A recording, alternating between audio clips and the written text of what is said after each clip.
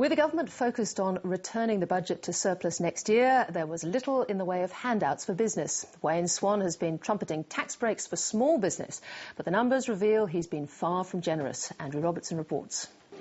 According to Wayne Swan, the government is acutely aware of the problems facing small business in Australia's two-speed economy. We do take very seriously the fact that not everyone in business and not everybody in the workforce is in the fast lane. Which is why the government has confirmed it's planning to allow small business to write off the first $5,000 of the cost of a new vehicle, but not this year. That kicks in 2013. What the government is doing this year is giving small business a one-off PAYG tax break of $700 million. On the figures contained in the budget, that's less than $5 a week for Australia's 2.7 million small businesses.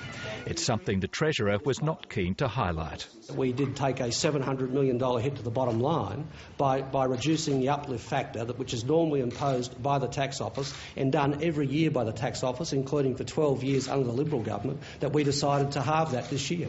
Per business, that's less than $5 a week. Sure. And if the normal arrangements would have happened, it would have went through at 8%, not 4%. Not surprisingly, the small business community is not impressed. PAYG changes don't go anywhere near far enough in terms of assisting small business, and generally the tax burden on small business will continue to increase in this budget. There is no tax reform in this budget. The business community is also unimpressed with the government's plans for a flat rate fringe benefits tax of 20% on motor vehicles, regardless of how many kilometres they travel.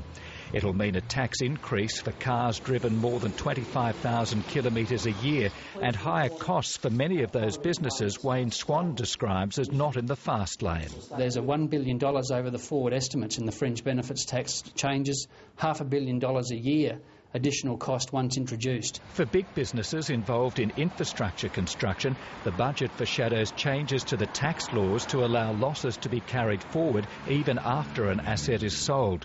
It's a move the Australian Industry Group believes will encourage investment in infrastructure.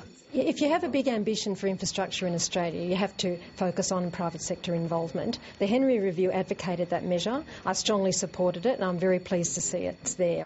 And the private sector may need to step up to the infrastructure construction plate because the third biggest cost saving in the budget is deferred infrastructure spending.